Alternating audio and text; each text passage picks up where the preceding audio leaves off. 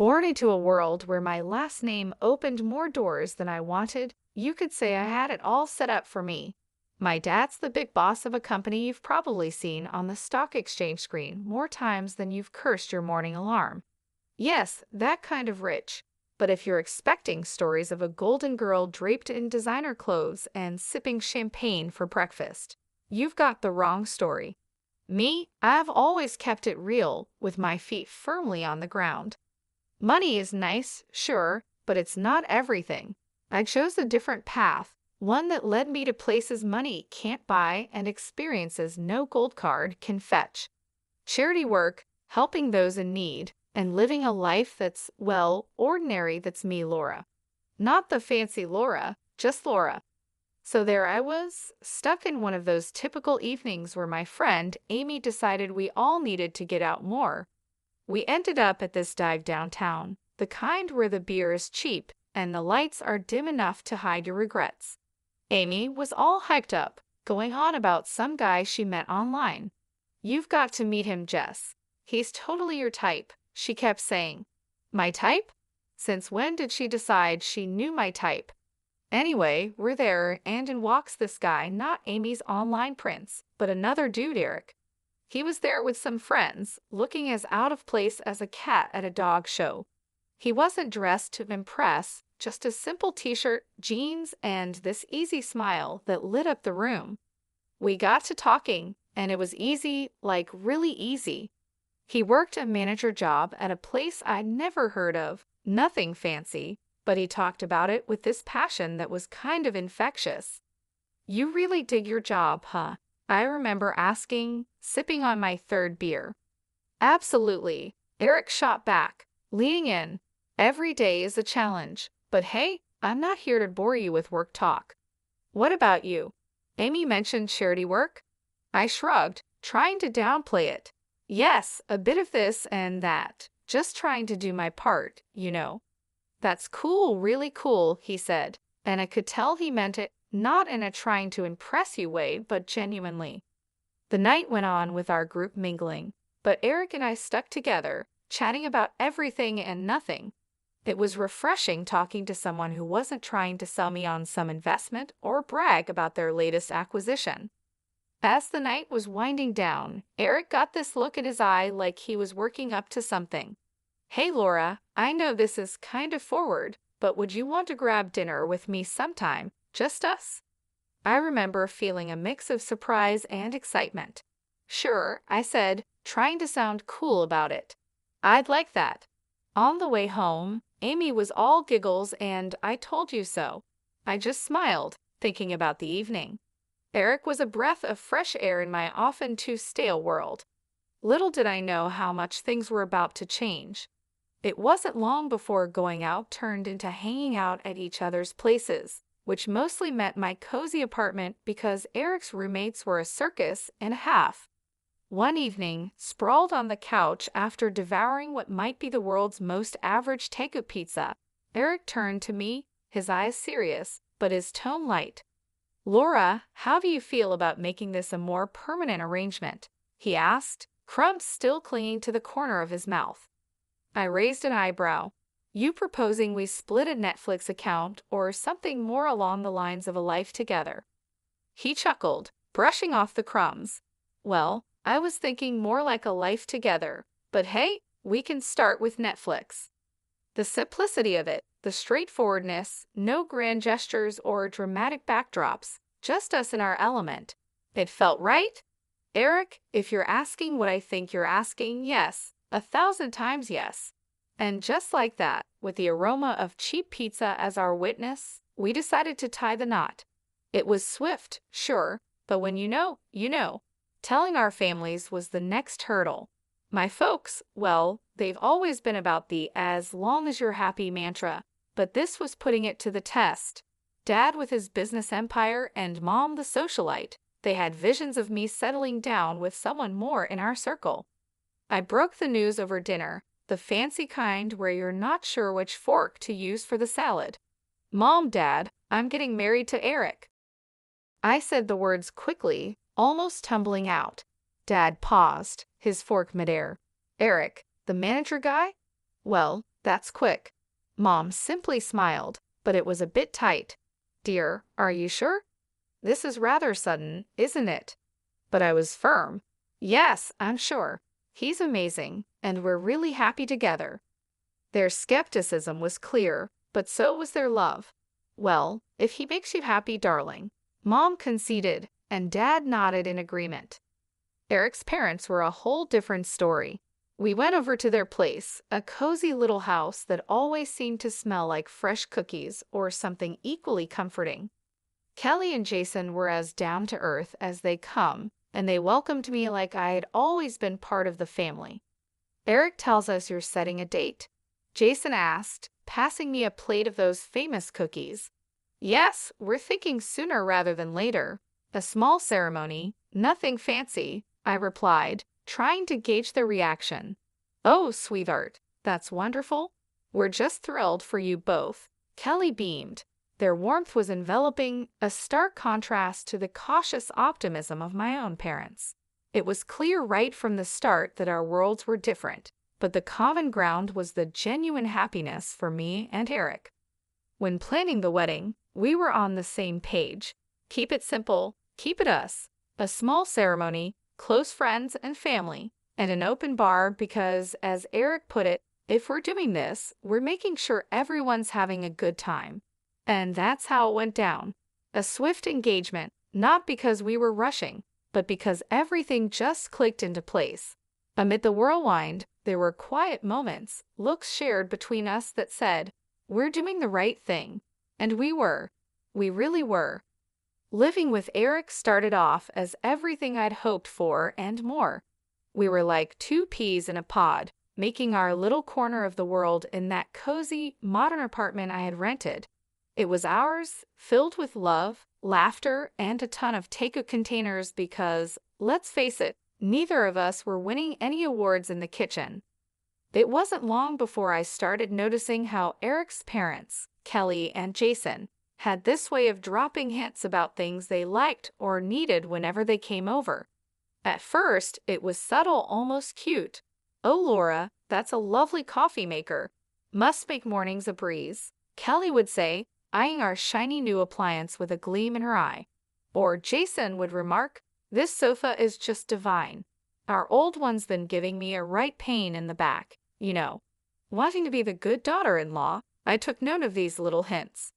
I'd surprise them with gifts here and their coffee maker for Kelly, a comfortable new sofa for their living room, and so on.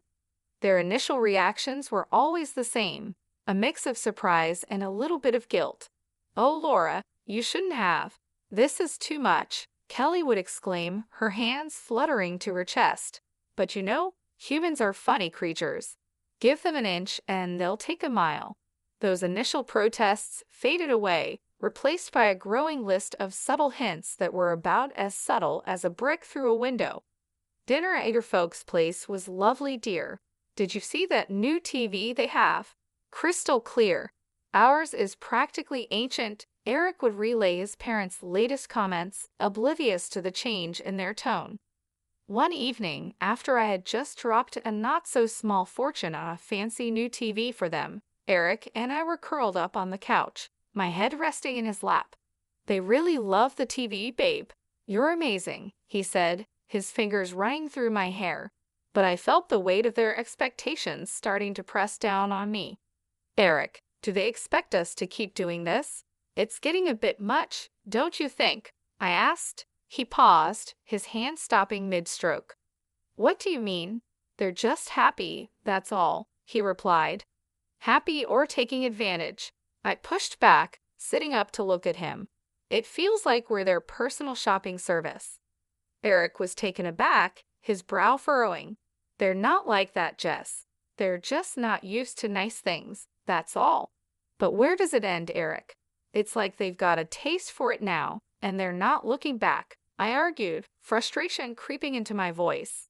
The conversation ended with an uneasy truce, but it was clear we were on different pages.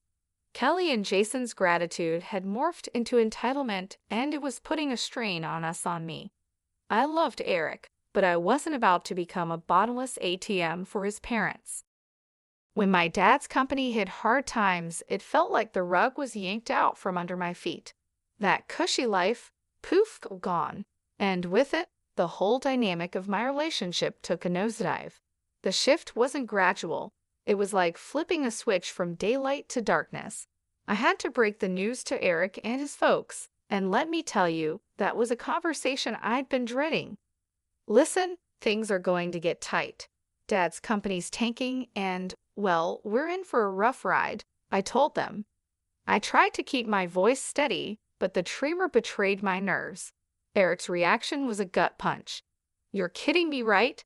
What do you mean things are going to get tight? You're telling me we can't live like we used to because of your dad's mess. His words were cold, and for a second, I wished the floor would swallow me whole. Kelly and Jason's faces were no better, their disappointment barely hidden. This is quite the situation you've put us in, Laura, Jason added, his tone full of reproach. Just like that, the warmth and camaraderie we once shared disappeared, replaced by a cold expectation that somehow I was to blame for my family's financial downturn. Moving in with them was supposed to be a temporary solution.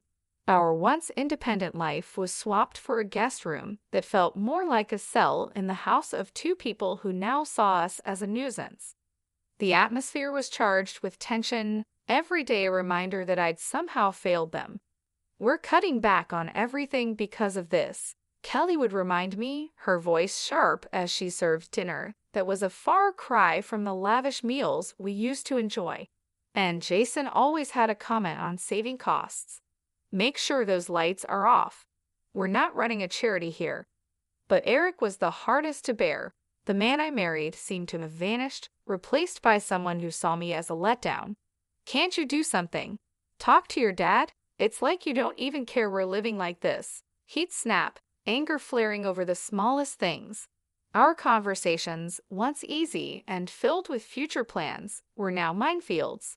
Every word I said was a potential trigger for another outburst. I thought marrying you meant security, not this struggle, he'd throw at me during arguments, his words slicing through me. It was clear we weren't just dealing with financial stress. This was a test of our relationship, revealing true colors under pressure. I was stuck in the middle, battling the disillusionment from my husband and his parents while grappling with my own sense of failure. Kelly's birthday dinner was supposed to be a cozy family thing in an upscale restaurant, a break from the constant tension, but it turned into the showdown of a lifetime. I should have seen it coming with the way things had been going at their place. We're all sitting there, menu in hand, and I'm trying to keep the peace, just blended to the background. That plan got ruined the second orders started flying. Eric, with a grin that made my skin crawl, goes, "Let's get the steak and lobster for us," and then throws a look my way, 1 part smug, 2 parts cruel.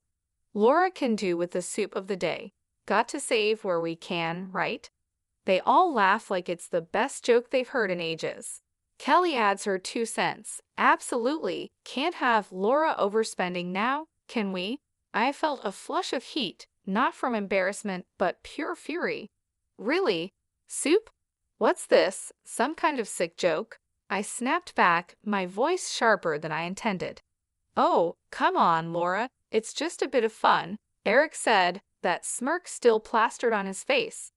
That's when I lost it. Fun? This is your idea of fun. When things are tough, you show how petty you really are? I can't believe I fell for your act, I exclaimed. You could hear a pin drop. The whole restaurant was watching now, the awkwardness off the charts. I didn't sit back down. Keep your fancy dishes and your pathetic jokes. I'm out, I said, standing up so fast my chair nearly toppled over, the noise echoing and turning more heads our way.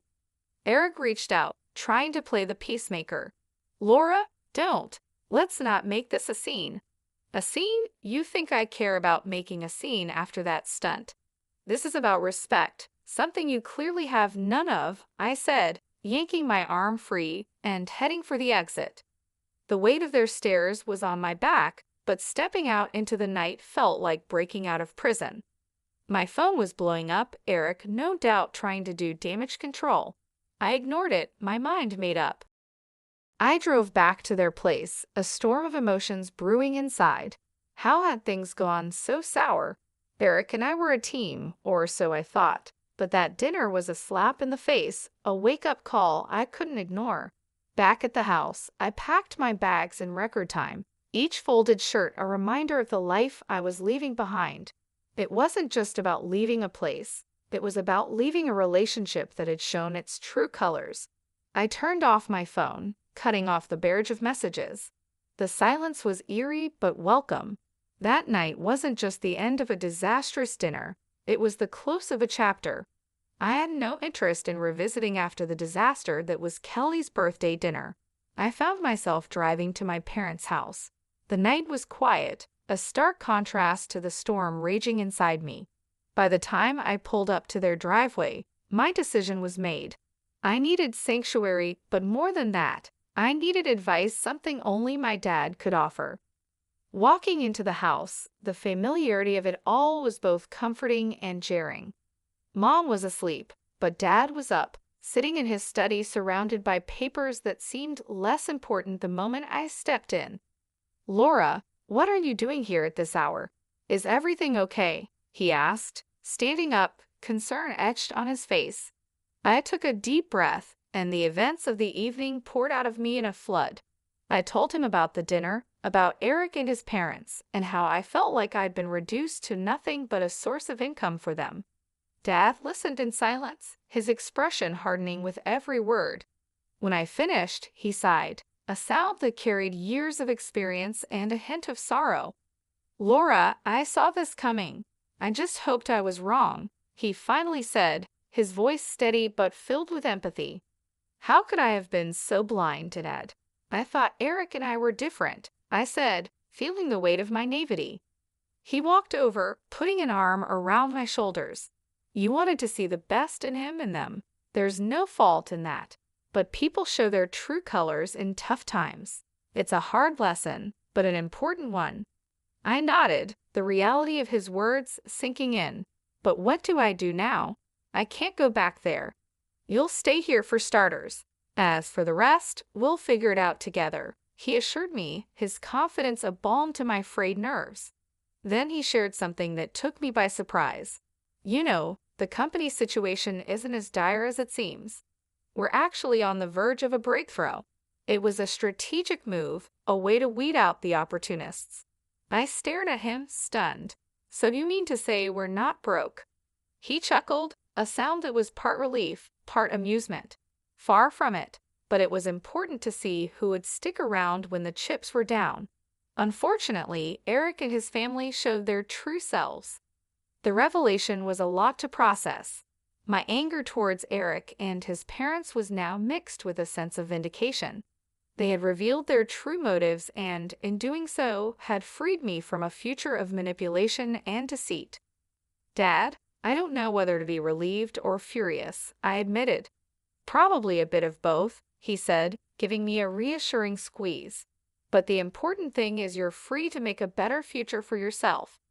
I admit it, the emotions battling inside me were both. "It's okay, but remember this experience has taught you something invaluable about people and their intentions. Use it, learn from it," he advised, grounding me. Walking up to Kelly and Jason's house the next day felt like heading into the lion's den. I was ready for a showdown, but nothing could have prepared me for the cold reception I got. Eric was standing there, divorce papers in hand, with a look that could only be described as triumphant disdain. "Here you go, let's get this over with," he said, practically shoving the papers at me. His parents were hovering behind, barely containing their glee. Finally getting rid of the freeloader, Kelly snickered and Jason nodded in agreement, a smug smile plastered across his face. Eric joined in. "Yes, turns out you're just an ordinary dummy without your daddy's money. Thought you'd cry, but guess what? We don't need a tearful mess around here." Their words stung, but not in the way they expected. I felt a bizarre mix of anger and liberation. I looked at the papers, then at them, and without a word, signed where I needed to. As I did, their smiles widened, thinking they'd won, but I had the last laugh. Pulling out a newspaper from my bag, I slapped it down on the table with more force than necessary. "Thought you might find this interesting," I said, my voice dripping with unrestrained satisfaction. The headline screamed about my dad's company making a monumental comeback, profits soaring higher than ever. Watching their faces drain of color was a sight I'd pay to see again. Kelly and Jason's smugness vanished, replaced by shock, then desperation. Eric's arrogance crumbled, leaving him looking like a child who just lost his favorite toy. Kelly suddenly switched gears, stepping towards me with arms wide open. "Oh, my sweet girl, it's all a big misunderstanding. Let's hug it out." Jason, ever the opportunist, chimed in. "Let's not rush things. Sit down, have a coffee, and we can talk this through." And Eric, oh Eric, he was the picture of regret. "I was wrong, okay. We can fix this. I want to make everything right, please." Their sudden change of heart was almost comical. Almost. I couldn't help but laugh, a deep, hearty sound that felt cleansing. "You three are something else, you know that. But here's a news flash for you. I'm done. Done with the lies, the manipulation, and the so-called family that only values me for my bank account." I turned to leave, their protests and pleas fading into the background. They called after me, a mix of desperation and disbelief in their voices. But I didn't look back. Not this time. After the spectacle at Kelly and Jason's house, I was done not just with them, but with the whole sorry saga that had become my life. I needed a fresh start, a clean slate. So I took some time at my parents' place, getting my head and heart back in the game. One afternoon, a couple of weeks after the divorce was finalized, I was out for coffee with Amy, my ever-supportive friend who had been there through it all. "Girl, you look like a weight's been lifted," she commented, sipping her latte. I laughed, feeling lighter than I had in months. "You have no idea. It's like I can finally breathe again," I said. Amy leaned in, her expression turning serious. "So what's next for you, Jess? You have a clean slate now." I thought about it, stirring my coffee absent-mindedly. "I'm not sure, but I'm excited to find out. Maybe I'll travel, pick up some of the charity work I had to put on hold. As for love," I paused, giving her a rueful smile. "I think I'll give that a miss for a while. Just make sure you're doing what makes you happy, okay? You deserve it after all that drama," she said, reaching over to squeeze my hand. "Thanks, Amy. That's the plan." Not long after that conversation, my phone started buzzing with calls and messages from Eric. He was pleading, saying he had changed, that we could start over. His parents even got in on the act, sending messages filled with apologies and invitations to talk things over. Sitting in my room, phone in hand, I couldn't help but laugh. The sheer audacity was almost admirable. Almost. I typed out a response, one I've been mulling over for days. "Eric, moving on means moving forward, not going back to what broke you. I wish you all the best, but this is where our path ends for good. Take care." Hitting send felt like closing the final chapter of a book I'd been stuck in for too long, and just like that, I was ready to start writing a new one. The next few months were a blur of activity. I threw myself into my work, took up volunteering with a vengeance, and even booked a solo trip to a place I'd always wanted to visit. Life was full, and for the first time in a long while, it was fulfilling too. One evening, sitting on a balcony overlooking a bustling street in a far-off city, I felt a sense of peace and excitement for the future. I was ready for whatever came next. I realized I'd found what I'd been searching for all along: peace. The drama, the heartache, the betrayal, it all seemed like a distant memory.